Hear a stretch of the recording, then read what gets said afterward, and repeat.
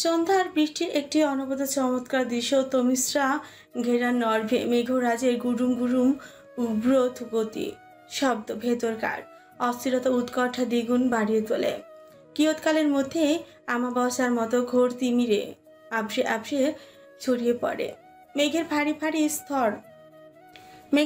স্তর আর সেই মেঘের মাঝে এক অদ্ভুত প্রশান্তি বিরাজ করে। হালকা বাতাসে টানা পড়ায় ধীরে ধীরে বৃষ্টির ফোঁটা তড়িৎ বাড়তে থাকে। প্রথমে একটি ফোঁটা, এরপরে এক নাগাড়ে শুরু হয় মুষলধারে, তারপর ধীরে ধীরে তীব্রতা প্রখরতা বাড়ে। তার পুরো পরিবেশ হয়ে ওঠে সিক্ত ও শীতল। কর্ণদয়ে বাজে বৃষ্টির ঝমঝম শব্দমালা। মাগরিবের আজান পড়েছে অনেক আগেই। দলে দলে মুসল্লিরা নামাজের উদ্দেশ্যে রওনা হয়। তখনও বৃষ্টির ছটা পিনপিন করে নামে, সঙ্গে পাল্টা আক্রমণ করে যোগ হয় শীতল উল্টো হাওয়া। আকাশ কাঁপিয়ে তার ভেতরে বজ্রপাতও পড়ে। অমন বড় বড় বজ্রপাতের ঝিলিকের মধ্যে সপ্তদশীর ধুকপুক করা ভয়াতুর বক্ষপট কিঞ্চিৎকর ড্রিম ড্রিম কম্পন মেরে দুলে উঠে। সাহসা চোখ মুখ খিচে কর্ণদয় 5 আঙ্গুল দিয়ে চেপে ধরে। মেয়েটার উপস্থিত ভয়াতুর আচরণ দেখে সুঠাম দেহের দেদীপ্যমান পুরুষটি ব্যস্ত অন্তঃকরণে তড়িৎ গতিতে বিচলিত হন। উঠে গিয়ে দ্রুত সপ্তদশীর মাথার ওড়নাটা বক্ষ স্পন্দনের অভ্যন্তরে ঢুকিয়ে গুজে নিলেন। অস্থির ও উদ্বিগ্ন চিত্তে প্রিয় নারীটিকে নিজের সবটুকু দিয়ে শান্ত করার যথেষ্ট প্রয়াস চালান। অনুদ্ধ একাগ্র চিত্তে ওকে সাহস দেন। ভয় নেই জান, আমি আছি তো। সপ্তদশীর বক্ষপট তখনও বিজলির ঝিলিকের ন্যায় কম্পনিত, তবে সেসব তোয়াক্কা করল না। উল্টো ভীষণ তেজ বা প্রভা নিয়ে রাগের যে জাজলমান মস্তিষ্কের স্নায়ুকোষ পর্যন্ত টকবগিয়ে তেজতৃপ্ত ক্রোধান্বিত আধিক্য বয়ে গেল। তড়িঘড়ি করে ওনার দীর্ঘপেশী শরীরে ধরে এমন ধাক্কা মারল, উনি সচেতন অন্তঃকরণে দ্রুত দুকদম পিছপা হয়ে যান। স্বল্প সময়কালীনের মধ্যে অবাক নেত্রপল্লবে কিশোরীর ক্রোধান্বিত তেজশ্রী মুখ প্রান্তে চেয়ে থাকেন। ওনার তাকানো ভঙ্গিমাটি ছিল ভীষণ অসহায়ত্ববোধ ঘিরে। দয়ার্ত তৃষ্ণাভার চোখে নির্বিকারে কেবল ওর উজ্জ্বল মুখটাই দেখে গেলেন। দু চোখে ওনার রাজ্যের বিস্ময়কর সঙ্গে চমকপ্রদ। খানিকটা মৌনভাবে কাটলেও পরক্ষণে ওনার সম্বিত ফিরে। এর পরপরই আবার বাজখাই গলায় ছোট্টখাটো একটি থমকিও শোনালেন। কথায় কথায় এত ছোঁয়াছুঁয়ির অভ্যেস কেন আপনাদের? হ্যাঁ, এসব অভ্যাস মোটেও ভালো নয়, আমারও পছন্দ নয়। আই হোপ নেক্সট করে এমন কিছু করবেন না যাতে পাবলিকের সামনে জুতা পিটানি খেতে হয়। ওনার চক্ষুদয় দ্বিতীয়বারের মতন বিস্মিত অবাকপ্রদ। মিনিট দুয়েক এমনভাবে মৌনতায় কাটল, পরক্ষণেই নিজেকে স্বাভাবিক করে নেন। এদিক ওদিক এলোমেলো ভঙ্গিমায় তাকিয়ে দৃষ্টিজোড়া ঘন ঘন ঝাপটিয়ে লুকানো অশ্রুকুলি সামলান। তৎপর অধর দন্ত দিয়ে শক্ত করে চেপে ধরে হাসে, নৈশব্দ হাসি, যেই হাসিতে কোনো প্রাণের অস্তিত্ব ছিল না। ছিল একরাশ দুঃখে ভরা বোঝা। নিজের উপর করুণতা উপহাস কথন বচনের প্রসঙ্গে তিনি আর পাল্টা উত্তর দিলেন না। কিঞ্চিত নীরব ভাব রইলেন অবরুদ্ধ। শুকনো গলদেশ পানি দিয়ে ভিজিয়ে নিয়ে ফের ওর মুখপ্রান্তের সামনে বসে পড়েন, কাতর আখি জোড়া নিয়ে সুথান। সব তো তোকে খুলেই বললাম, তবুও আমার থেকে মুখ ঘুরিয়ে নিবি? একটু ভালো করে তাকিয়ে দেখ, তোর চিন্তায় কতটা অস্থির ও উতলা এবং বিচলিত আমি। ফট করে পাখি ওনার দৃষ্টিতে দৃষ্টি রাখার মতন দুঃসাহসিকতাই দেখায়। ওদের ঝামেলার পরে প্রথম পাখি সরাসরি ওনার চোখের দিকে নিজের চোখ রাখে। নফ তাকিয়ে থাকে ওর নীরব নির্নিমেষ তাকিয়ে থাকা দয়ার্দ্র মায়াবী দৃষ্টিজোড়ার দিকে। তবে সবচেয়ে বেশি আশ্চর্যজনক কথা হলো, আজ ওই দৃষ্টিজোড়া ওনার কাছে বড্ড কঠিন ও কাঠিন্য ও অপরিচিত মনে হয়। শত চেষ্টা করেও ওই চোখের ভাষা পড়তে পারেনি তিনি। যেই চোখে একসময় উনি ওনার জন্য কাতরতা, অস্থিরতা, ভালোবাসা খুঁজে পেতেন, সেখানে আজ বিন্দুমাত্র ভালোবাসার প্রতিচ্ছবি নেই ওনার প্রতি বিন্দুমাত্র মায়াও। কেমন নিষ্ঠুর নির্দয় সেই শক্ত কুচকুচে মণিচোড়া। ওনার শক্তপোক্ত চড়া বুকে যেন আকস্মাৎ কেউ একটা ধাক্কা দিয়ে পাল্টা কামড় দিয়ে বসল। তার বিষে গোটা বক্ষ গহ্বরে বিষক্রিয়ায় বিষাক্ত হয়ে উঠেছে। উনি ধীরে ধীরে তার মুমূর্ষ যন্ত্রণার একাংশ উপলব্ধি করতে পারছেন, কিন্তু পুরো দুনিয়াকে ভেতরকার জালজমান যন্ত্রণা বোঝাতে পারছেন না, দেখাতে পারছেন না। এমন ভয়াবহ নির্দয় বর্বর পরিস্থিতি যেন কারো সৃষ্টি না হয়। তবে সন্দিগ্ধ যাচ্ছে ভোজ্য করে। তখন ওনার কথা কি সপ্তদোষী বিশ্বাস করেনি? উনি সহসা ব্যস্ত অধরে ছটফট বললেন, আমার কথা অবিশ্বাস করছিস তুই? তা কখন বললাম? মেয়েটার কথা ওনার বুক থেকে ভারী একটা বোঝা যেন তৎক্ষণাৎ ঝড়ের বেগে নেমে গেল। বড্ড শান্তি মিলল। ভেতরকার অস্থিরতা জটিলতা খিচিত শান্ত হলো। অতঃপর স্বল্পকালীন সময়ের মধ্যিখানেই নিজেকে তটস্থ করে নেন। এরপরে স্বভাবসুলভ সাবলীল কণ্ঠ নালিতে বেশ শান্ত গলায় অনুরোধ করেন, তাহলে এবার ফিরে চল আমার সঙ্গে। আজ এই মুহূর্তে সবাইকে জানাবো তুই নামাফ তালুকদারের স্ত্রী। ধুমধাম করে তোকে আবার বিয়ে করব। পুরো এলাকা শুদ্ধ লোক দাওয়াত করব। মোট 100টি গরু কাটবো, 60টা খাসি কাটবো। গোটা এলাকা পুষ্প সাজে সজ্জিত করে তুলব। রানীর মতন আমার সঙ্গে তুই আমার অর্ধাঙ্গিনী হয়ে তালুকদার বাড়ির গৃহে প্রবেশ করবি। হাস্যকর, খুব মজা পেলাম। ওনার দৃষ্টিজোড়া ওর উপর থেকে নড়ে চড়েও না, ওর উপরেই একাগ্র চিত্তে শিথিল হয়ে সীমাবদ্ধ থাকে। মেয়েটার মুখটা এবার বেশ তেজস্বী ও সিরিয়াস করেই নেয়। শক্ত চোয়ালে অধর ফুলে বেরোলো। যখন স্বীকৃতি দেওয়ার প্রয়োজন ছিল তখন পাইনি আপনার কাছ থেকে কোনো স্বীকৃতি। এখন স্বীকৃতি দিয়ে কি করব? ধুয়ে ধুয়ে পানি খাবো না মাথায় দিয়ে নাচবো, কোনটা? সেদিন আপনি দেননি আমায় সকলের সামনে বসে স্ত্রীর স্বীকৃতি। আজ আমারও ওই নামমাত্র স্বীকৃতির কোনো প্রয়োজন নেই। আমার পরিচয় একটাই, আমি মানিক মৃদ্ধার ছোট মেয়ে অনন্যা রহমান পাখি। এটাই আমার সবচেয়ে বড় পরিচয়। ওর কথা শুনে ওনার মুখে ভাষা ওঠে না। নিরুত্তাপ ওনার মুখোজ পারি, মুখটা নিচু করে চুল খামচে ধরেন। কিছু সময়ের পর নিজেকে স্বাভাবিক করে কোমল হতে চেষ্টা করেন। শোনা ভালো, চল না। দেখ আমি তোর সব কথা অক্ষরে অক্ষরে মেনে চলবো। হ্যাঁ, অতিরিক্ত স্বপ্ন দেখা বোকাদের কর্ম। পাখি, আমি সিরিয়াসলি বলছি, বিশ্বাস কর সোনা। পাখি ওনার মুখোমুখি হয়ে বসে পড়ে। ধূসর মণিজোড়া নিজের শক্ত জাজলমান মণিজোড়া রেখে অধরের কোণে এক ফালি ক্রু হাসি উঁচু ফুটিয়ে পালে। এখন সত্যি করে বলুন তো, কোন উদ্দেশ্য এখানে আজ আমায় ডেকেছেন? উদ্দেশ্য যদি হয়ে থাকে আপনার সঙ্গে আমি ফিরে যাব, তাহলে বলবো আপনি অযথাই সময় নষ্ট করছেন, নির্বোধের মতন বৃথাই দুঃস্বপ্ন দেখছেন। ওর কথা শুনে তার ভেতরটা হঠাৎ করে তীব্র উত্তেজনায় ছেদ করে উঠে। তড়িৎ বাড়ে অন্তরস্থলের অদ্ভুত এক ভয়ের তলা। উনি ওনার গলদেশে চট করে শুকনো খাখা উপলব্ধি করেন। অদর দুটি জিভ দিয়ে চুবিয়ে নেন।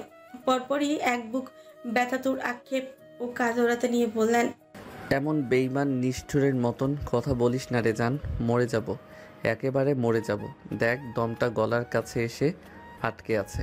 পাখি দম ফাটা নির্দয় হাসিতে মেতে ওঠে। কোমর ধরে হাসতে হাসতে ওর মুখটা নিচু হয়ে আসে। অবাধ্য দৃষ্টিজোড়া কেমন যেন ঘোলাটে অনুভব করে। পরক্ষণ নিজেকে সামলে নেয়। সিরিয়াসলি মিস্টার নওয়াফ তালুকদার, এত তাড়াতাড়ি মরবেন আপনি? না, এত তাড়াতাড়ি মরতে পারেন না আপনি। এত তাড়াতাড়ি মাটির নিচে যাওয়ার চিন্তা আপনার জন্য ঘোরতম অপরাধ, বুঝলেন? এখনো অনেক কিছু করার বাকি আছে। শুরুটা তো আপনিই করেছেন, তাই না?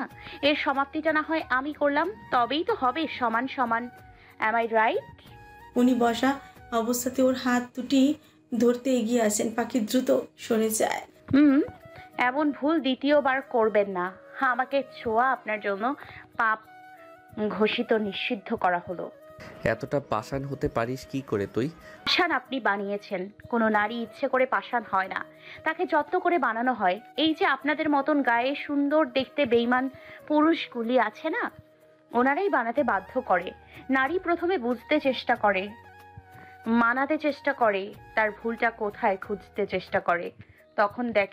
যখন দেখে তার কোনো ভুলেই নেই, সে সম্পূর্ণ নির্দোষ, নিরপরাধ এবং তাকে বিনা কারণে ঠকানো হয়েছে, তখন সে ভয়ঙ্কর প্রলয়কারী ঝড়ের মতন ধ্বংসাত্মক হয়ে ওঠে। আমি তোর সঙ্গে ছলনা করিনি। বাদ রাখেননি কিছু? মনে পড়ে কি নওয়াব তালুকদার একদিন আপনার স্পর্শ পাওয়ার আকাঙ্ক্ষা নিয়ে কতটা পাগলামি করেছিলাম? সেই দৃশ্যগুলি মনে পড়ে? ওসব অতীত হলেও এখনো তাজা। ভাগ্যের নির্মম কি পরিহাস, আজ আমাকে ছুতেই আপনি তীব্র উন্মাদ হচ্ছেন। কিন্তু এখন কেন? ভবিষ্যতেও দ্বিতীয়বার আপনার স্পর্শ আমি পাখি আর গায়ে মাখবো না।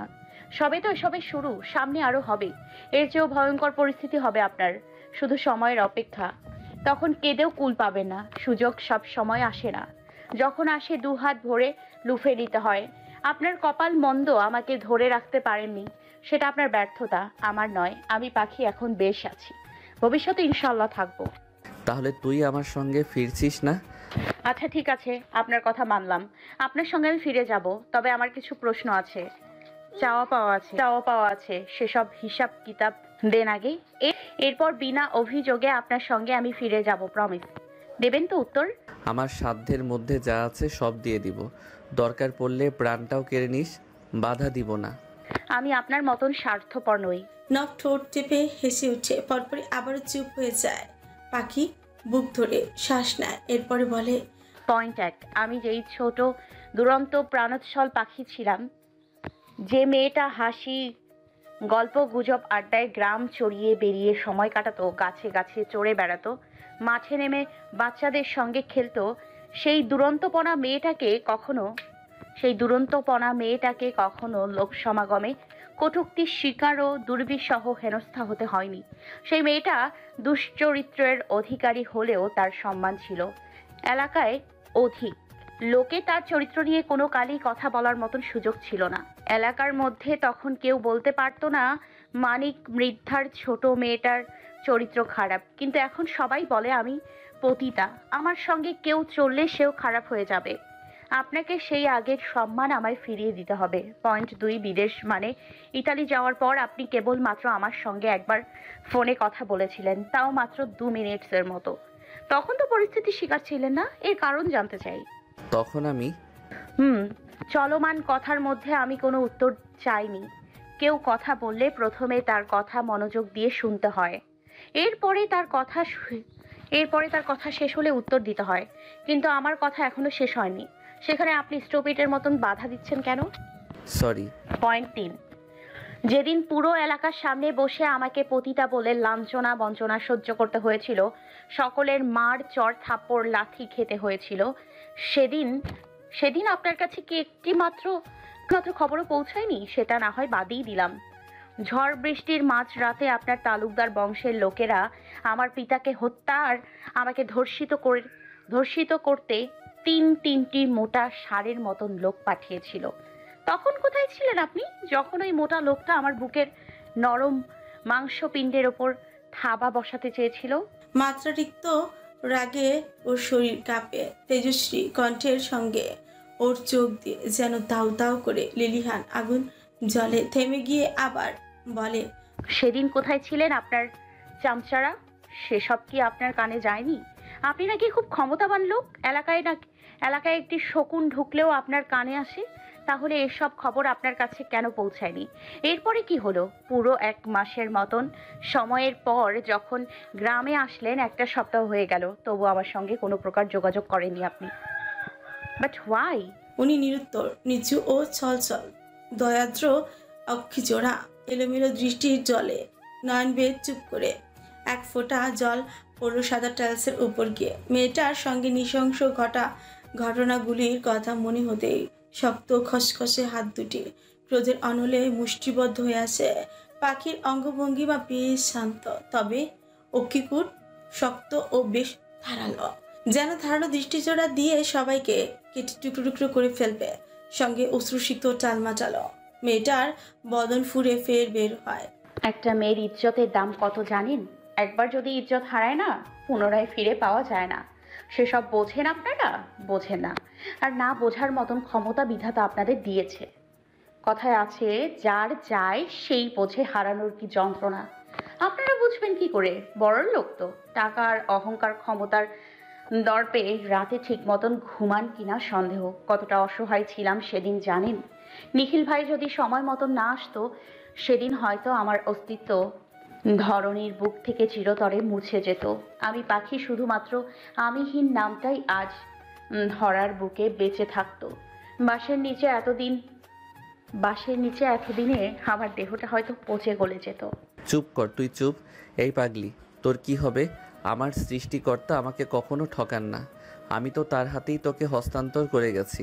পাখি ঠোঁট বাঁকিয়ে তাচ্ছিল্যতার সঙ্গে উপহার স্বরূপ খানিকটাই হেসে নেয়। আজ মেয়েটা একটু পরপরই হাসে। তার প্রতিটি হাসিতে কোনো মধু থাকে না, থাকে এক ক্রোশ তুচ্ছ তাচ্ছিল্য উপহাস বিদ্রুপ, যেগুলি ওনার বুকটাকে করুণভাবে অস্থির অশান্ত করে তোলে। অন্তরখানা হাহাকার চিত্তে জ্বলে। দৃষ্টিজোড়ার আগুন জলজল করে জলে নিভে ওনার কাছে ক্ষণকাল মুহূর্তের জন্য মনে হয় শয়তানগুলোর কম শাস্তি দিয়ে যেন মারা হয়েছে। আর একটু দিতে পারলে শান্তি পেতেন। মেয়েটার সামনে এই মুহূর্তে তিনি কিছুতেই লজ্জা আর অনুতাপে মুখটা তুলতে পারছেন না। কি জবাব দেবেন? জবাব দেওয়ার মতন সময় কাল তো এটা নয়। ওনার শুকনো নিচু মুখে এক পলক দেখে নিয়ে পাখি আবার বলতে শুরু করে দেয়। পয়েন্ট 4, আমার মৃত পিতা আর নানা আপনাকে এত ভালোবাসতো, এত সম্মান করত। তাদের মৃত্যুর কথা শোনেননি আপনি। আমি যখন আপনার সামনে বসে ওই দিন ওনাদের মৃত্যুর কথা তুললাম, আপনাকে এক বিন্দুও বিচলিত কিংবা কষ্ট পেতে দেখিনি। বিশ্বাস করুন, এটা আমার জন্য সবচাইতে পীড়াদায়ক যন্ত্রণা ছিল। নানা, বাবা, সম্মান, সর্বস্ব হারিয়ে যখন আপনার চরণ তলে একটু ঠাঁই পেতে চেয়েছিলাম, দেননি আপনি। আরে কারো বাড়িতে একটি ভিক্ষুক ঢুকলেও সহসা কোনো মানুষ তাকে খালি হাতে ফিরিয়ে দেয় না। আর সেখানে আমি তো জলজান্ত মধ্যবিত্ত শ্রেণীর একজন মানুষ ছিলাম। শত মার আঘাত, জুলুম, অত্যাচার এবং কষ্ট যন্ত্রণা সহ্য করার পরেও ভিক্ষুকের মতন আপনার পায়ে ধরে আকুতি মিনতির সঙ্গে আত্মচিৎকার করে আপনাকে চেয়েছিলাম, কিন্তু পাইনি। সেদিন খালি হাতে রক্তাক্ত হয়েই আমাকে ফিরতে হয়েছিল তালুকদার বাড়ি থেকে। ওই এক ফোঁটা রক্তের দাম জানেন? জানেন না আপনি। জানবেনই বা কী করে? তখন তো আমার মূল্যায়ন সঠিকভাবে আপনি বোঝেননি। এখন বুঝে লাভ কি? আমার পিতার মাথার ঘাম পায়ে ফেলে পরিশ্রম করার ফল ছিল ওই রক্ত। সেই রক্ত অবহেলায় অকালে ঝরে পড়েছিল। সেদিন কেউ আসেনি আমার রক্ত বন্ধ করতে, এমনকি আপনিও না। প্রচুর রক্ত ঝরেছিল, নাক মুখ ফেটে গিয়েছিল। কেউ বন্ধ করতে আসেনি আমার পিতার পরিশ্রমে গড়া ভেসে যাওয়া রক্ত। তাহলে আজ কেন বেয়াপনা নির্লজ্জগিরি করছেন? কেন আমাকে প্রতিনিয়ত বিরক্ত করে যাচ্ছেন, যাতে আপনাকে জনগণের হাতে গণধোলাই খাওয়াই? উনি নির্ভীক। পাখি কিঞ্চিত সময় ফোঁস করে লম্বা লম্বা শ্বাস ছেড়ে পুনরায় বলে, আচ্ছা, আপনি কি পারবেন আমার মৃত পিতার নানাকে ফিরিয়ে দিতে? এমনটা যদি পারেন, বিশ্বাস করুন, সত্যি আমি আপনার বিরুদ্ধে কোনো প্রকার অভিযোগ রাখবো না, প্রমিস। এবং আপনার সঙ্গে ফিরেও যাব। শেষাক্ত বাক্যটি অসহায় ও করুণ শোনালো মেয়েটির কণ্ঠনালীতে। পাখির গলাটা ভীষণ ধরে এলো এবং গলদেশ বড্ড ভাঙা ভাঙা ও ভারী অনুভব লাগলো। নোনা জলে চোখ দুখানা চিকচিক করছে। তৎক্ষণাৎ বাঁধ ভাঙা স্রোতের গাঙ্গের ন্যায় টেবিলে মাথা রেখে মেয়েটা হু হু করে গা কাঁপিয়ে কেঁদে ওঠে। মেয়েটার একটা একটা ক্রন্দনরত বিভৎস সুর ওনার বক্ষ গহ্বরে ধারালো তীরের মতন বিঁধে গিয়ে এমন অসহনীয় যন্ত্রণা ওনাকে পুরোপুরিভাবে কাবু করে দেয়। অতঃপর তার অভ্যন্তরে আক্রমণে ক্ষত বিক্ষত করে দেয়। তিনি ভাষাহীন দেহে আস্তে ধীরুজে সপ্তদশীকে ছুতে গেলে মেয়েটা তেজে উঠে ঊর্ধ্ব গতিতে রক্ত ছড়া দৃষ্টি নাচিয়ে চেঁচিয়ে ওঠে, শোবেন না আমায়। আজ এই মুহূর্ত থেকে আপনার স্পর্শ আমার জন্য হারাম ও পাপ ঘোষণা করা হলো। উনি হাত দুটি শশব্যস্ত গুটিয়ে নেন। মস্ত বড় চওড়া শরীরটা নিয়ে হাঁটু ভেঙে নিচু দৃষ্টিতে আত্মসমর্পণের ভঙ্গিমা ওর পায়ের কাছে বসে পড়েন। ওর নগ্ন পা দুটি ওনার বুকের সঙ্গে সহসা মিশিয়ে নেন। ওর কোমরে পুরুষারের শতুনু সফেদ মুখটা গুজে ধরে ফুপিয়ে ফুপিয়ে কেঁদে ওঠেন। এই প্রথম তিনি এই নাইটির নিকটে এসে নিজের শক্ত খোলস ছেড়ে বেরিয়ে বাচ্চা শিশুদের মতন হয়ে আসেন। নিজের দুর্বলতাকে পুরোপুরি খুলে মেলে তুলে ধরেন। পাখি বিন্দু মাত্র ওনাকে বাধা দিল না, না কোনো রকম প্রতিবাদ। ওর কোমরে তখনও ওনার মাথাটা গোছা। মেয়েটা শক্ত অন্তকরণে তখনও চুপচাপ এক ধ্যানে চেরো বসে রইল। মিনিট দুয়েক পর তিনি থামেন, ভাঙা ভাঙা গলায় বলেন, জানি এসব তোকে আমি ফিরিয়ে দিতে পারবো না, তবে আমি কেন তোর সঙ্গে যোগাযোগ করতে পারিনি তার উত্তর দিতে নিশ্চয়ই পারবো। কেন এই বিয়ে বিয়ে নাটক করেছি তার উত্তরও দিব, তবে সেই সময়টা এখানে নয়। প্লিজ জান, তোর হাতে সাজানো গোছানো তোরই সংসার, ট্রি হোমে চল, ওখানে গিয়ে সব খুলে বলবো। God promise. কেন ট্রি হোমে নিয়ে স্বামিত্বের দোহাই দিয়ে আবার অধিকার ফলাবেন নাকি? অবিশ্বাস্য বিস্ফোরিত নয়নজোড়া নিয়ে ওর চোখে চোখ রাখেন তিনি। মেয়েটা ধারালো সোজালো কথার বান তার বুকটাতে ক্ষণকালের মধ্যে এফোর ওফোর করে দিল। রক্তাক্ত স্রোতের ন্যায় বুকটা ফাঁসলো। নিজেকে নির্দোষ প্রমাণ করতে চট করে বলে উঠল তিনি, এতটা খারাপ ভাবিস না রে কলিজা, আমি এতটাও খারাপ নই। দেখুন নওয়াব তালুকদার, আপনার আমার ভেতরে অতীতে যা ঘটেছে বা ঘটেছিল সেসব এখন কেবলমাত্র সোনালী অতীতের স্মৃতিচারণ। ওসব মনে রেখে আমি আমার লক্ষ্যভেদের কথার ভুলতে পারি না। যাকে পাওয়ার জন্য এক সময় পাগলামি করেছি সেটা ছিল একান্ত নিতান্ত বোকামি আমার। সেই আমি আর আমি নেই। আমার ভেতরে দেখতে পাচ্ছেন আমূল এক পরিবর্তন এসেছে। আমি চাই আপনি আমাকে আর বিরক্ত না করুন। যদি আমার ভালো চান অন্তত তাহলে আমার পথ থেকে সরে যান। আমি আমার মতন বাঁচতে চাই। ভুল থেকে মানুষ শিক্ষা নেয়, আমিও নিয়েছি। নতুন করে শিক্ষা নেওয়ার ইচ্ছে নেই। আপনি সিমরান কেন এই পৃথিবীর যে কোনো নারীকে বিয়ে করতে পারেন, আমি বাধা দিব না। কোনো নারীর অন্তর থেকে যদি কোনো পুরুষের জন্য একবার বিতৃষ্ণা জন্মায়, তখন সেই পুরুষ হাজারো নারীর সঙ্গে শুয়ে থাকলেও তার যায় আসে না কিছু। আমাদের হয়তো দেখা হবে, সাক্ষাৎ হবে, তবে সেটা এলাকার বড় ভাই হিসেবে। এর বেশি কিছু আমার কাছ থেকে এক্সপেক্ট করবেন না। আসি।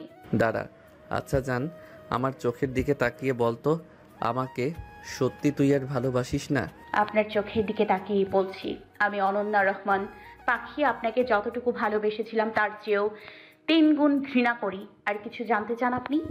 উনি নির্বিকার নিরুত্তাপ, ভেতরে ভেতরে দুমড়ে মুচড়ে পুরনো ব্যথাগুলি নাড়া দিয়ে উঠেছে। পাখি উঠে দাঁড়ায়, চলে যাওয়ার জন্য পা বাড়ল। অমনি উনি দ্রুত ছুটে গিয়ে ওর লতানো কোমরটা ছো মেরে টেনে ধরে, পেছন থেকে শক্ত করে চেপে ধরে নিজের সঙ্গে মিশিয়ে নেন। আকতি ভরা কণ্ঠে বারবার অনুযোগ অভিযোগ তুললেন, জান, এই জান রে, প্লিজ এইভাবে মাঝপথে আমায় ফেলে রেখে যাস না। তুই দেখছিস না আমি মরে যাচ্ছি, তবুও কেমনে সহ্য করিস এসব? হাই রে পাষাণ। যেভাবে আপনি এক সময়ে সহ্য করেছিলেন ঠিক তেমনভাবেই সহ্য করছি। আপনাকে বলিনি ঠকে যাওয়া নারীর পরিবর্তন কিন্তু ভয়ঙ্কর। না বুঝতে আপনার দেরি হয়েছিল। যা হয়েছে হয়েছেই, সব রিকনসিলিয়েশন। তোর এখন এত বেশি বুঝতে হবে না, বেশি বড় হয়ে গেছিস না। পাকনামি শুরু করে দিয়েছিস, আবার স্বামীর মুখে মুখে তর্কও করছিস। থাপড়িয়ে গাল একদম ফাটিয়ে ফেলবো বেয়াদব। তুই আমার বউ, এই নওয়াব তালুকদারের প্রাণ ভোমরা রে। তুই কেন পরের বাড়ি থাকবি? এখন আমার সঙ্গে বাড়ি যাবি। নিজের স্বামীর বাড়িঘর থাকতে কেন মানুষের বাড়িতে পড়ে থাকবি? উনি ওর হাত টেনে নিজের সঙ্গে নিয়ে যাচ্ছিলেন। রমিজ পেছনে দাঁড়িয়ে দাঁড়িয়ে ওদের কাণ্ড কারখানা দেখছিল। সে এসেছে কিছুক্ষণ হলো। পাখি ওনার হাত থেকে নিজের হাত জোরপূর্বক ছাড়িয়ে নেয়। চোখ রাঙে, চোখের সামনে তর্জনী আঙুল তুলে শাসায়, আর একবার আমাকে টাচ করলে পরিণতি খুব খারাপ হবে। কি খারাপ হবে? হ্যাঁ, কি খারাপ হবে? তুই আমার মানে তোর সব কিছু আমার, টোটাল পা থেকে মাথা পর্যন্ত বডির প্রতিটি অঙ্গ প্রত্যঙ্গ সব আমার। তাকে আমি যখন খুশি তখন যেভাবে ইচ্ছে সেভাবে টাচ করব, তাতে তোর কি? পাখি ওনার দিকে শান্ত ও স্থিরভাবে চেয়ে থাকে, সঙ্গে সঙ্গে কোনো রকম জবাব দেয় না। এতে তিনি কিছুটা কোমল প্রাণ হন। জান ভালো রাগ করে না, এত অভিমান বরের প্রতি জমা রাখতে নেই, সৃষ্টিকর্তা নারাজ হবেন। এবার কিন্তু বেশি বাড়াবাড়ি হয়ে যাচ্ছে। আমি পুলিশ ডাকতে বাধ্য হব। পুলিশ ডাকবি ডাক, আমিও দেখবো না কোন থানার পুলিশের বাপ এসে আমার আটকায়। আপনাকে সৃষ্টিকর্তা ছাড়া ধরনীর বুকের কেউই দমন করতে পারবে না। অহংকার করেন না, নিজের ক্ষমতা আর টাকা পয়সার অহংকার। মাটির তলে একবার ঢুকলে বুঝবেন, এত টাকা পয়সা তখন কোনো কাজেই লাগবে না। টাকা পয়সা লাগবে না, পরকালেও তুই আমার সঙ্গে আমার অর্ধাঙ্গিনী হয়ে থাকিস তাহলেই হবে। এই ভুল আমি আর দ্বিতীয়বার কখনো করব না। সাহসা রাগের তোপে ওনার মুখ দিয়ে আপনা আপনি একটি বৃষ্টি গাড়িও বেরিয়ে এলো। শুয়োর। পাখি ওনার কথা কানে তুলল না, দ্রুত হনহনি হেঁটে চলে যাচ্ছিল। উনিও ওর পিছু নিলেন ধাঁধা করে। ওর দিকে ছুটে আসার আগে এসে জুতো খুলে ওনার বুকের উপর ছুঁড়ে মারল। উনি তাতে থামেন না, শাসা করে ছুটে এসে আকস্মাৎ ওর গাল চেপে ধরেন। আমি না ছাড়া পর্যন্ত আজ এক পাও এখান থেকে নড়তে পারবি না তুই। পরিস্থিতি ভয়াবহ রূপে দিকে পৌঁছানোর আগে রমিজ নিখিলকে কল করে এখানে আসতে বলে দিল। এরপরে সে নওয়াফকে পেছন থেকে আঁকড়ে ধরে পাখির থেকে সরিয়ে ফেলতে চেষ্টা করলো। গাল চেপে ধরার ফলস্বরূপ 2 আঙ্গুল দেবে গেছে ওর। সে রাখতে গেল না, চুপচাপ ফের বেরিয়ে যাচ্ছিল। নওয়াফ রমিজকে শুদ্ধ নিয়ে ওর দিকে পাগলাটে চরণে ছুটে আসা ধরে। রমিজের হাত কোমর থেকে থাকিয়ে সরাতে সরাতে ক্রন্দন মিশ্রিত গলায় ফুপিয়ে ফুপিয়ে হুমকি ছোড়েন। আরে এই বেঈমান নিষ্ঠুর নারী, কেমনে পাষাণের মতন আমার ফেলে রেখে চলে যাচ্ছিস তুই? তোর জন্য আমি কি না করেছি। নিজের পরিবারকে পর্যন্ত ছাড়তে দ্বিধাবোধ করি নাই। সেই তুই আমাকে একাকিত্ব উন্মাদ বানিয়ে দিয়ে নিষ্ঠুর নির্দয়ের মতন ফেলে রেখে চলে যাচ্ছিস। শালার স্বার্থপর নারী, আমাকে পথের পাগল বানিয়ে ছাড়বি। এভাবে মারার চেয়ে ছুরি দিয়ে খুন করে দিয়ে যা, তাহলে তোকে আর আমার এই যন্ত্রণা সহ্য করতে হবে না। পাখি পিছু ঘুরে ধীরুজে এক পা করে নওয়াফের সন্নিকটে ফিরে আসে। ওনার পাশ কাটিয়ে রেস্টুরেন্টের কিচেনে গিয়ে একটি মিনি সাইজের ছুরি হাতে তুলে নিয়ে পুনরায় নওয়াফের সামনে ছুটে আসে। নওয়াফের বুকের বাম পাশে উপর ধারালো ছুরিটি তাক করে রাখে। ওনার 2 চোখে আজ আর অবাকতা নেই বিস্ময়তাও, কেবল নীরবে 2 চোখে বন্ধ করে চোখে নোনা জল ছেড়ে দেন। বিড়বিড় করে বলেন, come on now start, kill me please, kill me. মরার কত শখ আপনার? বুকে কষ্ট হচ্ছে তাই না? অনেক কষ্ট। ছুরি ঢুকিয়ে দিব, সব ব্যথা চিরকালের মতন মিলিয়ে যাবে। বিশ্বাস করুন, আপনার বক্ষে ছুরি চালাতে আমার হাত এক বিন্দুও কাঁপবে না। জানি। রমিজ নওয়াবকে ছেড়ে দিয়ে হতভম্ব হয়ে দাঁড়িয়ে থাকে। ভাবে এসব কি করছে? কেন জানেন না বুঝি? আপনার ভাইয়ের মরণশীল ব্যথা হচ্ছে, তা থেকে ওনাকে মুক্তি দিচ্ছি। নব ঠোঁট বাঁকিয়ে হাসে। শার্টের বোতাম এক এক করে খুলে দিয়ে ওনার চওড়া বলিষ্ঠ বুকটা ওর ছুরির সামনে উন্মুক্ত করে পেতে দেয়। বাম পাশে ওর হাত টেনে ছুরি তাক করে দেয়। নাও স্টার্ট মিসেস পাখি তালুকদার, চালা ছুরি। তোর যত অপমান বদলা সব ছুরি দিয়ে ক্ষত বিক্ষত করে মিটিয়ে দে। আমাকে এই মুমূর্ষ যন্ত্রণার থেকে মুক্তি দে। পাখির হাত আচমকা হালকা হয়ে যায়। ওনার বুকের বাম পাশে জলজল করছে, যেন পাখি লেখার নামটি জ্বলছে। ওর হাত থেকে কাঁপতে কাঁপতে ছুরিটি তৎক্ষণাৎ পড়ে যায়। নফ অদর ছড়িয়ে হাসে। পারিসনি তুই আমাকে আঘাত করতে, এর মানে তুই এখনো আমায় ভালোবাসিস। আমার প্রতি তোর দুর্বলতা এখনো গভীর আছে। এটা আপনার দুঃস্বপ্ন কেবল। মাথায় চোখে মুখে পানি দেন, হুঁশ ফিরে আসবে। আর তাছাড়া আপনার বুকে ছুরি ঢোকালে তো আপনার নিঃশ্বাস বন্ধ হয়ে যাবে। আর নিঃশ্বাস বন্ধ হওয়া মানে আপনি যন্ত্রণা থেকে পুরোপুরি মুক্তি পাবেন। বোকার মতন আমি তা করব না। কেন জানেন? কারণ আপনাকে আমি তিলে তিলে মারব। এটা অন্তত জেনে রাখুন, আমার যন্ত্রণার একাংশ উপলব্ধি করতে না দিয়ে আপনাকে আমি মরতে দিচ্ছি না। আপনার শাস্তি হলো বেঁচে থাকা। এভাবে বেঁচে থাকবেন আর পড়বেন। হঠাৎ আবার এমন এমন চমকপ্রদ খবর পাবেন যেসব আপনি কল্পনা করেননি। কোথায় যাস তুই? কেন জানেন না বুঝি? ওটা তোর গন্তব্য স্থান নয়। তোর গন্তব্য স্থান তোর স্বামীর ঘর, সেখানে থাকবি তুই। যা কিছু হয়ে যাক, আজ তোকে আমি ছাড়বো না পাখি। পৃথিবীর যত শক্তি আসুক, তবুও আজ আর আমি তোকে ছাড়ছি না। একবার শিক্ষা হয়েছে আর নয়, এবার আমার সঙ্গেই তোকে আমার ঘরে ফিরে যেতে হবে, এতে যা কিছু হয়ে যাক। পাখি সহসা রাগের জেদের বশবর্তী হয়ে ওনার মুখের উপর থুতু ছুঁড়ে মারে। উনি হাতের তালু দিয়ে গাল মুছে হাসায়। বউয়ের থুতু যে এত মজা ও স্বাদ হয় আগে জানতাম না। ধন্যবাদ তোকে নতুন অনুভূতির সঙ্গে পরিচিত করার জন্য। আমার সুইটহার্ট। কথাটি হাসতে হাসতেই বলে উনি চোখ মারলেন। তারপর পরই টুপটুপ করে ওর গালে একটি চুমু খেয়ে বসেন। পাখির তীব্র রাগ আক্রোশ নিয়ে ওনার দিকে খ্যাপা পাখির মতোই তেড়ে যাচ্ছিল। তার আগেই পথিমধ্যে নিখিল তড়িঘড়ি করে হুড়মুড়িয়ে ছুটে এসে ওর কোমর চেপে ধরে উঁচিয়ে নওয়াফের সামনে থেকে অপর স্থানে নিয়ে আসে এবং নওয়াফকে আক্রমণ করার হাত থেকে বাঁচায়। এতে শতুন ও তেজস্বী পুরুষটার চরম দ্বিগুণ হারে রেগে যান, হিংসায় জ্বলে পুড়ে উঠেন, হিংস্রতার ক্রোধে গর্জনরত করে উঠেন। ধেয়ে এসে আচমকা নিখিলের মুখের উপর অনবরত ঘুষি বসিয়ে দেন। মুহূর্তের মধ্যেই পাখি সহ রমিজ কিংকর্তব্য বিমূঢ়। নিখিল কিঞ্চিত বুঝেছে কি কারণে তাকে আঘাত করা হচ্ছে, কিন্তু এই খ্যাপা হিংস্রতায় হিংসায় জ্বলে পোড়া লোকটাকে কে বুঝাবে? সে ছোট বোন হিসেবে আক্রমণের হাত থেকে বাঁচাতে টাচ করেছে পাখিকে। খারাপ উদ্দেশ্যে নয়, ওনাকে একা সামলাতে হিমশিম খাচ্ছে নিখিল। মারের পর মার খেয়েই যাচ্ছে, শত চেষ্টা করেও থামাতে পারছে না। উল্টো চর ঘুষি তখন থেকেই খেয়েই চলল।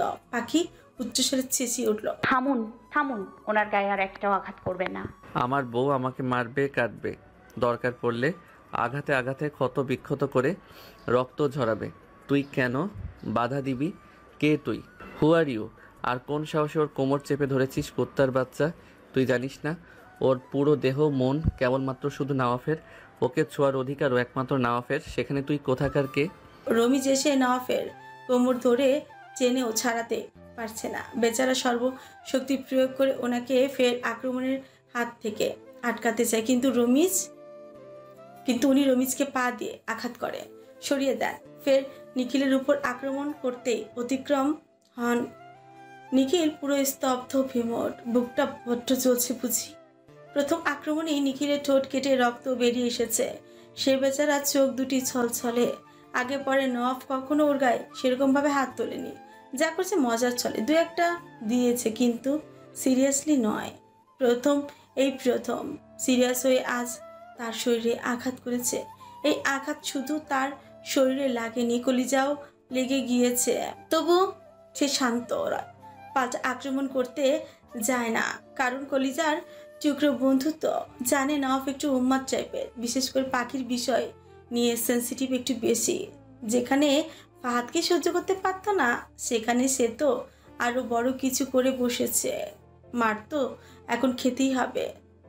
শাব্দের ন্যায় ওনার আচরণ নিষ্ঠ দেখে পাখি দ্রুত ছুরি হাতে তুলে নিল, নিজের গলায় চাপ প্রয়োগ করে ঠেকিয়ে ধরে নিয়ে চেঁচিয়ে উঠে, আর এক পাও নিখিল ভাইয়ের দিকে আগাবেন না, তাহলে খুব খারাপ হবে। ওনাকে ছেড়ে দিন, যেতে দিন, নয়তো এই ছুরি দিয়ে আমি নিজের গলায় নিজেই ঢুকিয়ে দিব। সহসা অকুস্থলে গতিপন্থীর মধ্যেই ওনার চলন্ত চরণদ্বয় থেমে পড়ে। উৎকণ্ঠ উদ্বেগ নিয়ে কাতর চোয়ালে ধমকান তিনি, ওটা ফেলে দে যান, গলায় লেগে যাবে তো। পাখি ঘাড়তারামি করে একগুয়ে স্বভাবে অটল রয় নিখিলের উদ্দেশ্যেই বলে উঠছে, নিখিল ভাই আপনি যান, দেখলেন তো আপন রক্ত হয়েও আপনার শরীরে আঘাত করতে বিন্দু মাত্র দুবার ভাবেনি। এতে চরিত্র যেন দূষিত, মনটাও তেমন কলুষিত। ঝামেলা না বাড়িয়ে চলে যান, যা বোঝাপড়া করার ওনার আর আমার ভেতরে হবে। মাঝখানে আপনি নির্দোষ মানুষ ঢুকে শুধু শুধু ওনার আক্রোশের শিকার হইয়েন না। প্রত্যুত্তরে নিখিল কোনো প্রকার হু হা শব্দ করল না। বিষণ্ণতায় আজ তাকে পুরোপুরি শ্রান্তি করে পরিণত করেছে। চুপচাপ অশ্রুসিক্ত নয়ন ও এক বুক কষ্ট নিয়ে বাধ্য ছেলের মতো বেরিয়ে যায়।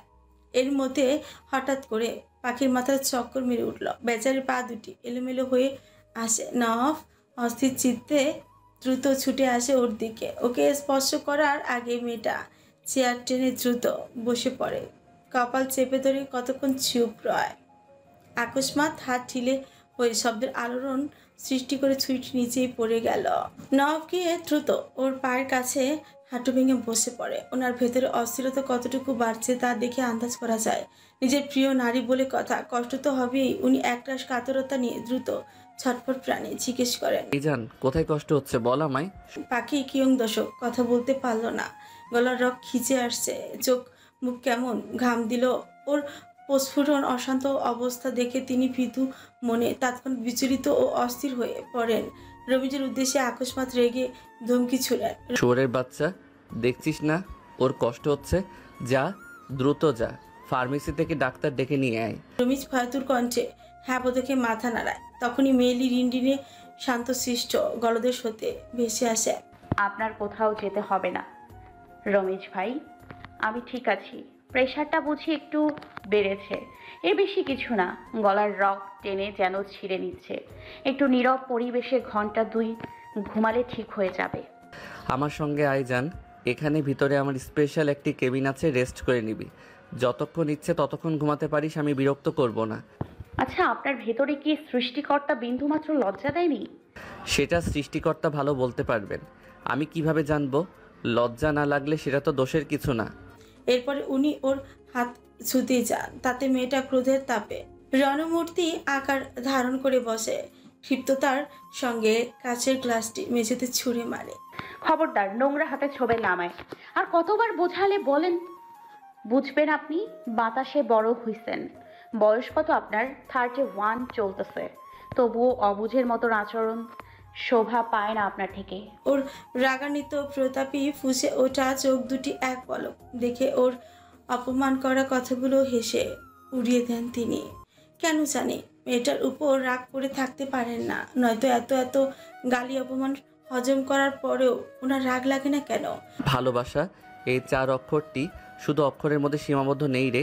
এই অক্ষরগুলি কাউকে উন্মাদ বানিয়ে দেয়, কাউকে আবার অবুঝ পাগলাটে করে তোলে। পাখি ওনার দিকে ফিরে ওনার পায়ের দিকে দৃষ্টি যেতে দেখলো কাচের গ্লাসটি ওনার পায়ের ওপর আছড়ে ভেঙে পড়েছে। ফলস্বরূপ পা কেটে রক্তের স্রোত ভেসে যাচ্ছে। তবুও তিনি ব্যথিত যন্ত্রণা মুখ দিয়ে বিন্দুমাত্র আওয়াজও বের করলো না। পাখির বড্ড মায়া লাগলো, বুকটা ছ্যাদ করে উঠল। সে ওনার দিকে চোখ দুটি তাক করলো। লোকটার 2 চোখে দেখে রাজ্যের কাতরতা ও অস্থিরতা ঘিরে, কিন্তু এসবে যাচ্ছে কাবু হতে পারে না, তাকে প্রতিহত করতে পারে না। নিজের ভিতরে দুর্বলতা লুকিয়ে রেখে বেশ গুছিয়ে বলে, মন দিয়ে দেখুন এই গ্লাসটিকে। ওটা যখন আস্ত ছিল দেখতে কত সুন্দর ছিল। ভেঙে যাওয়ার পর যদি আবার ওটাকে জোড়া লাগাতে যান, তবুও আগের ন্যায় জোড়া লাগবে না। তার সৌন্দর্যটাও আগের ন্যায় ফুটে উঠবে না। সম্পর্কটা ঠিক এমন, ভাঙা সহজ, গড়া কঠিন। থাকতে মূল্যায়ন করা উচিত ছিল। এখন কেঁদে কেঁদে হৃদয় ফাটিয়ে দিলেও লাভ হবে না। নোসপিন আর নুপুর খুলে ফেলেছিস না? আইফোনটা বন্ধ কেন? সে কি, আপনার হাতে ওসব এখনো পৌঁছায়নি? কার্টুন খুলিনি, নোসপিনটা অন্তত রাখা উচিত ছিল। যাকে ভালোবাসি না তার দেয়া চিহ্ন বয়ে বেড়ানোটা পাপ। শুধু পাপ নয়, বরং অভিশাপও। আজকে আপনাকে আমি কিছু কথা বলি। এই যে আপনি হাঁটছেন, চলছেন, আপনাকে আমি বিরক্ত করি না তো? আমি আমার মতন ভালো আছি, সেটা আপনার কেন সহ্য হয় না? বারবার কেন আমার লাইফে ইন্টারফেয়ার করতে চলে আসেন? লিসেন নওয়াব তালুকদার, আজকের পর থেকে যদি আপনি আমায় বিরক্ত করছেন, তার ফল খুব খারাপ হবে। আপনাকে তো কিছু বলবোই না, কিন্তু নিজেকেই শেষ করে দিব। এর আগের বার তো বাইরে বসে গলায় ফাঁস দিয়েছিলাম, এবার দোতলায় একা থাকি, দরজা জানালা আটকে গলায় এমনভাবে ফাঁস দিব, নিঃশ্বাস না বন্ধ হওয়া অবধি কেউ জানবে না। যতক্ষণে জানতে পারবে ততক্ষণে ভোর হয়ে যাবে, আর আমার দেহেরও মরণ ঘটবে। এরপরে আপনি শান্তি মতন থাকেন। উনি উঠে দাঁড়ান, চেয়ার টেনে সামান্যতম ওনার মুখোমুখি হয়ে বসেন। কাতর আখিজোড়া ওর উপর নিবদ্ধ করে রেখেই বলেন, এত তাড়াতাড়ি মরার শখ তোর? তুই মরিস ঠিক আছে, তার আগে আমার বুকে খঞ্জর ঢুকিয়ে দিয়ে যাস। পাখি মুখ ফিরিয়ে নেয়, অন্যদিকে তাকে চোখের জল হাতে উল্টে পিঠ দিয়ে মুছে নেয়। উনি সবই দেখেন। ওর জন্য যে বুকের বাম পাশটা খালি, সেই স্থানটি ওর শূন্যতায় একাকিত্বে পট্ট জ্বলছে। তিনি ও নিরুত্তাপ উদাসীনতা মুখটা পর্যবেক্ষণ করে ফের বলে ওঠেন, ঠিক আছে, তোকে আর আমি বিরক্ত করব না, তবুও অন্তত পক্ষে নিজের ক্ষতি করিস না প্লিজ। তোর ভালোর জন্য আমি পুরো দুনিয়ার সঙ্গে লড়াই করতেও রাজি। তুই সুখে থাক, শান্তিতে থাক, শুধু এতটুকুই চাই। তবে আমার স্থানে যদি দ্বিতীয় পুরুষের স্থান পাই, সেদিন তোর নয়তো সেই পুরুষটির হবে শেষ দিন। স্বল্পকালীন সময়ের জন্য তোকে বিরক্ত করা ছাড়ছি, তার মানে আজীবন নয়। এইচএসসি পরীক্ষা শেষ হোক, এরপরে কে মানলো না মানলো সেসব আমার দেখার বিষয় নয়। ইভেন তুইও না, সোজা বাড়ি থেকে তুলে নিয়ে আসবো। এটা যদি আমার হুমকি হয়ে থাকে তাহলে সেটাই মেনে নে। আমার ভালো থাকার জন্য হলেও তোকে প্রয়োজন। সেলফিশ কোথাকার। আমি কারোর প্রয়োজন নই, প্রিয়জন হতে চাই। দুটোই। তুই আমার। পাখি ওসব ফাও কথা কানে তুলে না, দ্রুত উঠে দাঁড়ায়। যাওয়ার জন্য পা বাড়াতে পেছন থেকে ঝড়ের গতিতে এসে উনি ওর কোমর টেনে নিজের বুকের সঙ্গে টান মেরে ওকে মিশিয়ে নেয়। পাখি পথিমধ্যে থেমে পড়ে, কোনো রকম বাধা বিপত্তি দেয় না, কেবল রোবটের মতন মেঝেতে ফ্যাল করে চেয়ে থাকে। কাঁদছে কি লোকটা? হ্যাঁ হয়তো। ওর ঘাড়ে শীত জল ভিজে ভিজে যাচ্ছে। তিনি ওর কানের লতিতে ছোট্ট করে চুমু খান। আচমকা ওকে ঘুরিয়ে নিয়ে সোজা ওনার বুকের ভেতরে ঢুকিয়ে নেন। ওর মাথাটা শক্ত করে বক্ষ মাঝে চেপে ধরেন, দুগালে হাত তুলে পাগলের ন্যায় সারা মুখে চুমু খান। এতেও পাখি কোনো রকম বাধা দেয় না। তার দৃষ্টি জানালা ভেদ করে বাইরের দিকে স্থির, যেন সে কোনো রোবট মানব।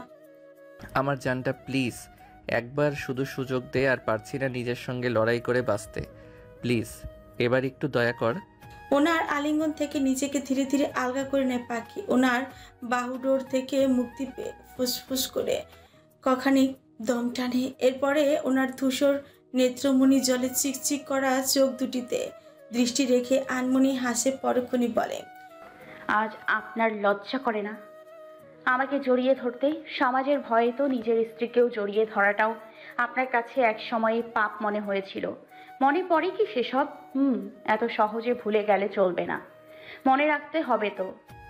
ভুলে গেলে সমস্যা নেই, আমি মনে করিয়ে দিচ্ছি। জানুয়ারি মাসের ঠিক 10 তারিখ সন্ধ্যা 7টা। মনে পড়েছে কি মিস্টার নওয়াব তালুকদার? উনি নিরুত্তাপ নাক টানেন কিঞ্চিত, পাখির অধর জিভের তলে জুবিয়ে পুনরায় বলে, কাপুরুষেরা মরে বারংবার, আর বীর পুরুষেরা মরে একবারই। কাপুরুষের মতন বেঁচে থাকার চেয়ে মরে যাওয়া শ্রেয়। আপনি ঠিক তাই। এতই যেহেতু মা ভক্ত, তাহলে ওনাদের বিপক্ষে গিয়ে নাচতে নাচতে বিয়ে করতে গিয়েছিলেন কেন? ওনাদের পছন্দ মতন মেয়েকে বিয়ে করতেন, তাহলে এত ঝামেলা ঝড়ঝাপটা আমাকে পোহাতে হতো না। আপনার উচিত ছিল বিয়ে না করে আজীবন মায়ের আঁচলের তলায় থাকা। জানেন না, মা ভক্ত পুরুষদের বিয়ে করতে নেই, না এরা স্ত্রীকে শান্তিতে থাকতে দেয়, না নিজেরা শান্তিতে থাকে। উনি বাজখাই গলায় তখনই কাঠিন্যতার সঙ্গে কর্কশ স্বরে ধমকে উঠলেন। পাখি। ওনার হাত চলে এলো পাখির গলার কাছে, তবে পড়ল না থাপ্পড়টি। তার আগে তিনি হাতটা ক্রোধের বহিঃশিখায় কাঁপতে কাঁপতে গুটিয়ে নেন। চিন্তিত ললাট বেয়ে ওনার সেচ জল গড়ায়। সহসা পাখি উচ্চ শব্দে হেসে উঠে, এই তো এবার লাইনে এসছেন, নিজের আসল রূপ দেখিয়ে দিলেন। উনি ওকে তড়িঘড়ি করে এক বুক ব্যাকুলতা নিয়ে বোঝাতে এলেন। বিশ্বাস কর, আমি কোনো প্রকার বাহানা শুনতে চাই না। আচ্ছা, নিজের পরিবার নিয়ে কথা বললে আপনার গায়ে লাগে, তখন গজরে গজরে গজরে হিংস্র জানোয়ার হয়ে ওঠেন। আর আমার বেলায় কি শূন্য? আপনার পরিবার পরিবার, আর আমার পরিবার কি কোনো পরিবারই নয়? তাদের মূল্য তো কখনো আপনার কাছে পেতে দেখিনি। আমার পুরো পরিবার ধ্বংস করেছে কারা? আমাকে পিতৃহীন করেছে কে? আপনারা নর পশুরাই আমার পরিবার ধ্বংস করেছেন, আমাকে এতিম করেছেন, আমার মাকে বিধবা করেছেন। এর অভিশাপে শান্তি মিলবে না আপনাদের কপালে, কোনো দিনও না। ধ্বংস হয়ে যাবেন, একেবারে পুরা দমে ধ্বংস। পাখি বিশ্বাস কর, এসবের কিচ্ছু জানতাম না আমি।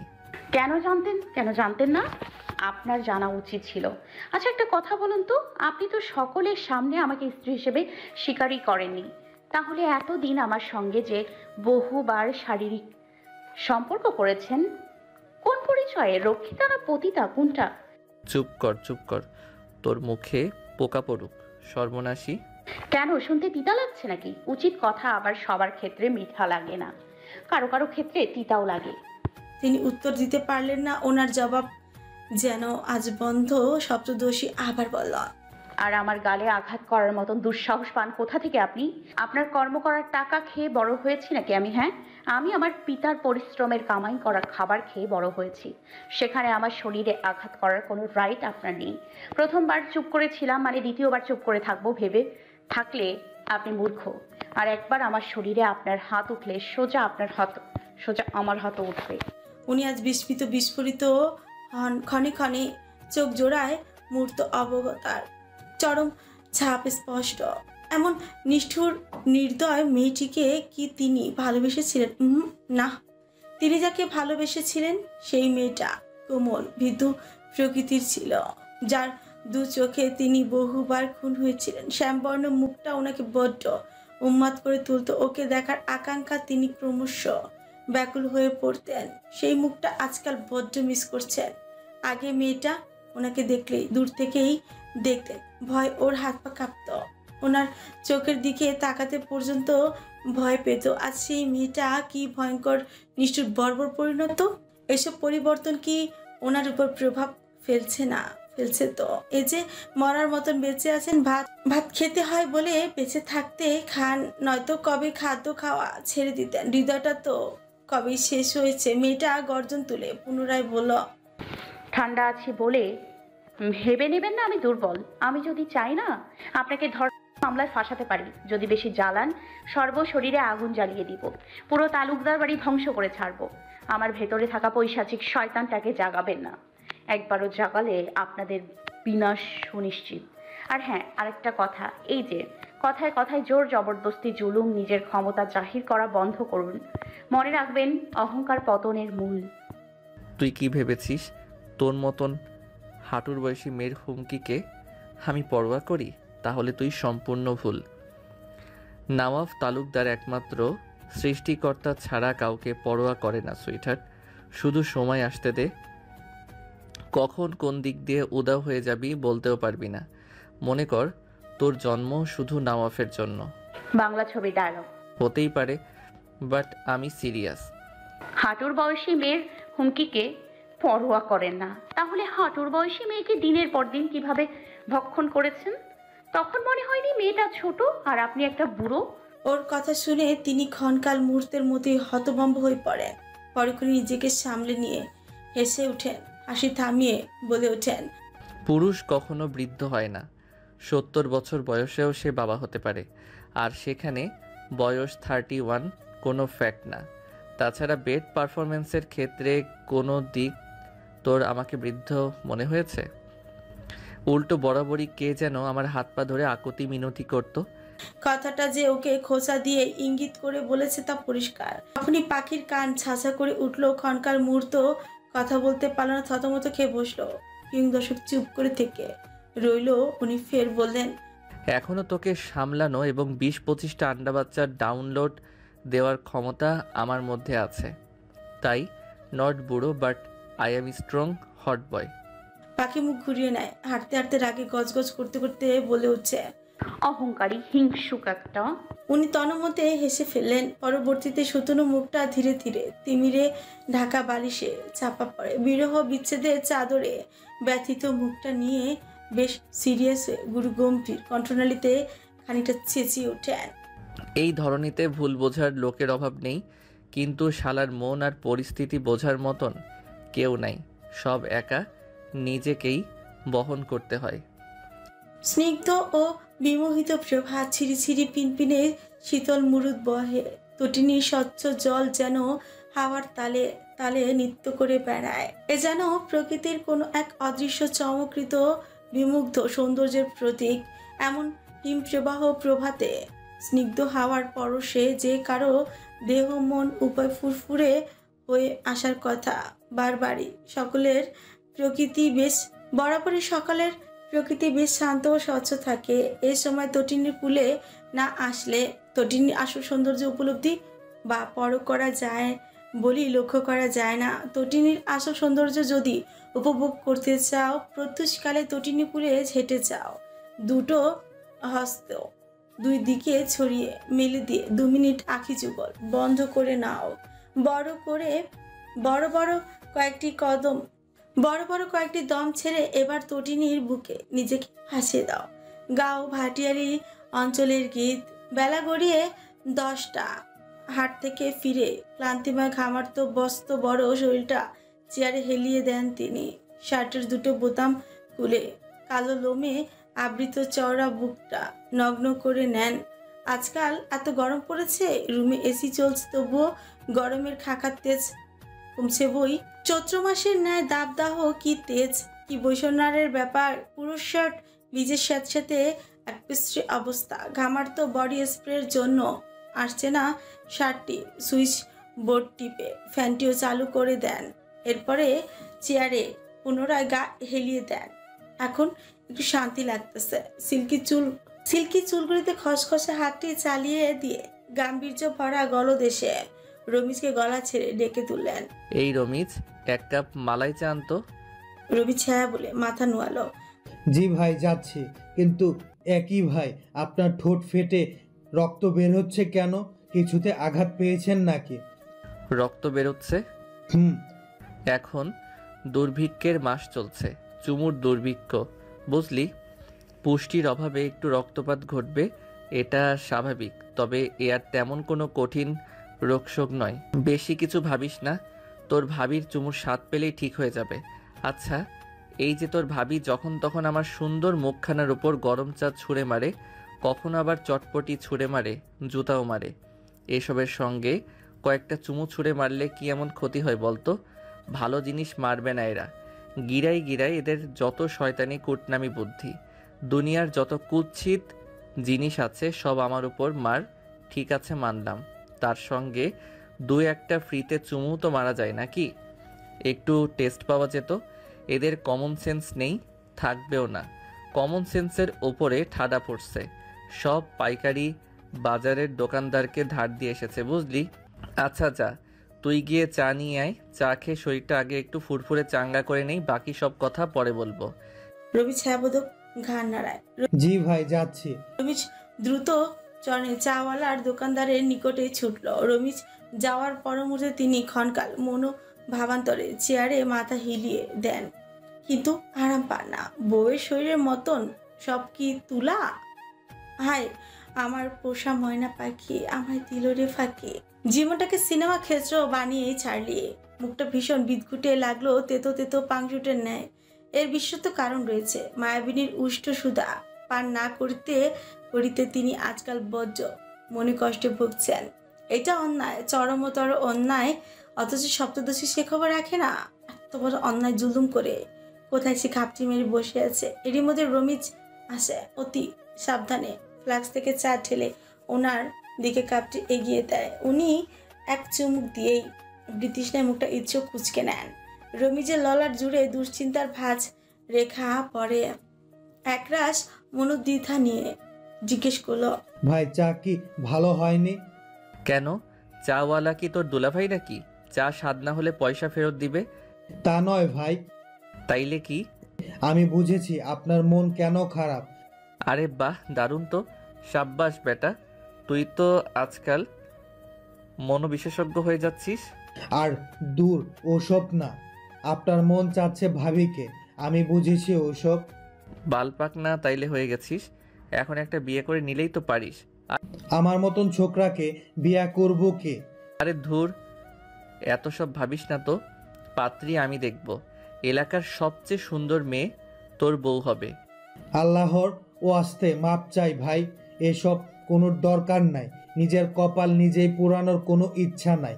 কেন, তোর গোপন সমস্যা টমস্যা আছে নাকি? খবরদার, একদম লুকাবি না। লজ্জা টজ্জা ওসব ঝেড়ে ফেলে রেখে ঝটপট বলে ফেলতো। দরকার পড়লে কলিকাতা হারবাল এনে দিব। আর রমিজের লজ্জায় কান অবধি উষ্ণ হয়ে যায়। কিয়ং দর্শক ওনার চোখের দিকে চোখ রেখে তাকাতে পারল না। নত দৃষ্টিতে হাত কুচলে আমতা আমতা করে, তা নয় ভাই, আপনাকে দেখে বুঝতাছি না বিয়া কত সুখ দেয়। তিনি দ্বিতীয়বারের মতন চায়ের চুমুক দেন। এরপরে পাশ কাটিয়ে কাপটি নৈশব্দে রাখলেন। পায়ের উপর পা তুলে ডান পাটি নাচাতে নাচাতে বললেন, আরে বেটা, বিয়ে করে যখন বাসর ঘরে ঢুকবি দেখবি দুনিয়ার অর্ধেক সুখ তখনই মনে হবে। এরপরে যখন ঘোমটা খুলে বউয়ের সুন্দর মুখটা দেখবি, তোর ছোটোখাটো একটা হার্ট অ্যাটাক হবে। আবার যখন বউকে আদর সোহাগ করবি তখন মনে মনে বলবি, আরও আগে আইলো না কেন এই বেডি। সব পোলাপানি মুখে মুখে বিয়ে করতে চায় না, বুঝলি? অথচ বিয়ে করার পরে এক সপ্তাহ পর্যন্ত বেডরুম থেকে বেরই হয় না। কিন্তু আমি তো দেখছি আপনি তারপরে দিনে বের হয়েছেন। তুই দেখেছিস কি কক্সবাজার বসে? রমিজ ক্ষণকাল উত্তর দিতে পারল না, তবে কিন্তু থকচকে উঠে মাথা চুলকে ভাবে আসলেই তো ঘটনা সত্যি। সে তো কক্সবাজার ছিল। এরপরে সে মৌন হয়ে যায়, নিঃশব্দে ঠোঁট কামড়ে চুপচাপ ওনার পাশে বডিগার্ডদের ন্যায় দাঁড়িয়ে থাকে। উনি আনমনে দু চোখ বন্ধ করে নেন। এখন চোখের সামনে থেকে যা, মন মেজাজ ভালো নেই, তার ভিতরে খাইয়েছিস বিদঘুটে চা, মুখটা তেতো হয়ে আছে। এর মধ্যে 2 দিন তোর ভাবিকে দেখতে পাইনি, কতদিন অনাহারে ভুগছি। এই দেখ ঠোঁটটি কেমন শুকিয়ে গেছে না রে, সবই তোর ভাবির জন্য। ওইটাই তো ইহ জীবনেও এসব বুঝবে না। আর শালার শাশুড়িটা নামে ঠিক থাকলেও কামে ঠিক নাই। বউটারে আমার উনার মতন কঠোর দস্যু বানিয়ে ছাড়লো। পিতার প্রতিশোধ এসে আমার কপাল মাঝে জুটছে। ভাই আপনার নাপা ট্যাবলেট এসে পড়েছে। এটা আবার কেমন নাম? ভাবির নতুন নাম রাখছি নাপা, সুন্দর না? চুপ বেয়াদ্দব। রমিজ সহসা ভয়াতুর অন্তকরণে লাফিয়ে উঠে আনমনে মুখে আঙুল চেপে ধরে। উনি তড়িঘড়ি করে চেয়ার ছেড়ে উঠে দাঁড়ান, থাই গ্লাসের সামনে গিয়ে চেয়ার পেতে বসে পড়েন। ওনার চোখের সামনে পত্রিকা তুলে ধরেন, ভাবখানা এমন যেন তিনি মনোযোগ দিয়ে পত্রিকায় পড়ছেন। আশেপাশে কোনো নজর নেই, অথচ লুকিয়ে লুকিয়ে আর চোখে উকিয়ে দেখছিলেন তিনি। এ এক ভয়ঙ্কর অনুভূতি যা বলে কেউ বোঝানো যাবে না। বুকটি টিপটিপ করে, হৃৎপিণ্ড রেলগাড়ির গতিতে থুকপুক করে লাফায় ঝাঁপায়। গলদেশে তৃষ্ণায় শুকোতে চললো টের পেলেন। আজ ভয়ঙ্কর সুন্দর লাগছে মেয়েটাকে। চোখ ধাঁধানো, চোখ সরানো দায়দাহক হয়ে পড়েছে। জাম কালারের একটি লং থ্রি পিস পরা আজ, আর চোখে নেই চশমা। উজ্জ্বল শ্যামবর্ণ মুখটায় জাম কালার বেশি মানিয়েছে। ম্যাচিং করে কৃত্রিম রঙে উষ্ঠাগত রাঙিয়েছে। দূর থেকে দেখলেই চোখে পড়ে ওনার ভীষণ করে শখ জাগ্রত হলো ওই রাঙা উষ্ঠ দুটিতে, নিজের ইচ্ছে অনুযায়ী আধিপত্য চালাতে, দীর্ঘ মুহূর্ত ধরে সুধা পান করতে, নিজের সিলমোহর লাগিয়ে দিতে, কৃত্রিম রং নষ্ট করে ফেলতে। কিন্তু তিনি পারলেন না। এমন অদম্য ইচ্ছে জলাঞ্জলি দিতে হলো। মেয়েটা ওনার দিকে এক পলক বেশ স্বাভাবিকভাবে তাকে প্রাইভেটে ঢুকে গেল। উনি রমিজকে ডেকে বলেন, পুরুষ মানুষের সবচেয়ে বড় কষ্ট কি জানিস? কি? বউ থাকতেও তাকে সিঙ্গেলদের মতন জীবন পার করা। তোকে একটি উদাহরণ দেই, নইলে বুঝবি না। ধর, তোর সবচেয়ে পছন্দের খাবার হলো চিকেন ফ্রাই। সেইটা যদি তোর সামনে থাকে, তোর কি লোভ লাগবে না? অবশ্যই লাগবে ভাই। ঠিক তেমনি আমার বিবাহিত জীবন। এমন সুন্দরী ললনা চোখের সামনে ভয়ঙ্কর রূপ নিয়ে ঘুরঘুর করে বিড়াল ছানার মতন ঘুরে বেড়াচ্ছে, অথচ আমি ছুতে পারছি না, ধরতে পারছি না। আমি ছুঁইলেই ভ্রুকুটি করে খেপে উঠবে, চোখ রাঙিয়ে বলবে, ছুবেন না আমায়, একদম ছুবেন না। জানেন না আপনাকে আমি ঘৃণা করি, কঠিন ঘৃণা। আচ্ছা, এই কঠিন ঘৃণা কাকে বলে তুই জানিস? না, আমি ওইসব জানি না। ভাগ্যক্রমে ক্লাস 5 পর্যন্ত পড়ার সুযোগ হয়েছিল। না জানলে তোর ভাবির কাছ থেকে জিজ্ঞেস করে জেনে নিস। চর খেলেও 2-1টা খেতে পারিস, এর বেশি বোধহয় দিবে না। শরীরে পর্যাপ্ত পরিমাণ শক্তি থাকতে হবে তো। এখানে বিদেশি দামি মলম আছে, চর খাওয়ার পর গালে লাগিয়ে নিস। দুঃখ প্রকাশ করিস না। আজ শনিবার, কলেজ সরকারি বন্ধ। 10টায় প্রাইভেট পাখি ওখানে এসেছিল পড়তে। প্রাইভেট শেষে দেখা গেল লোকটাকে ক্লাবের সামনে বসে থাকতে, পায়ের উপর পা তুলে বসা, তর্জনী আঙুলে একটি চাবি রিং চলছে। সেই আঙুল নাচিয়ে নাচিয়ে ঘুরান, আর ওকে আর চোখে দেখে শুনিয়ে শুনিয়ে তিনি গুনগুন করে গান ধরেন। ভুল না হয় আমারই ছিল বেশি, করনি ক্ষমা করেছ দোষী, অভিমান লুকিয়ে রাখো যদি, থাকবো সারা জীবন অপরাধী, প্রতিশোধ নিলে নাও, আমি বাধা দেব না। পাখি রাখতে গেল না, ওসব পাত্তা আর দিলে ব্যাপরা হয়ে উঠবে, তখন বিরক্ত করা আরো বেশি বেড়ে যাবে। বরঞ্চ সে ওনাদের ক্লাব পাশ কাটিয়ে বেরিয়ে যায়। তিনি উচ্চস্বরে আবারও এক লাইন গান গেয়ে উঠছে। ও পাখি রে, তুই ছাড়া কলিজা শুকিয়ে যায়। রমিজ মাথা চুলকে ভোলা ফালা মুখ বাড়িয়ে ঠোঁট উজ্জে বলল, ভাই আগেরটা না হয় ঠিক ছিল, কিন্তু এবারের গানটা তো কোনোদিন শুনেছি বলে মনে হয় না। ওর হালকা হালকা করে তিনি একটি চর বসিয়ে দেন। আহাম্মক, এটা আমি নিজে বানিয়েছি, স্পেশালি তোর ভাবির জন্য। ওহ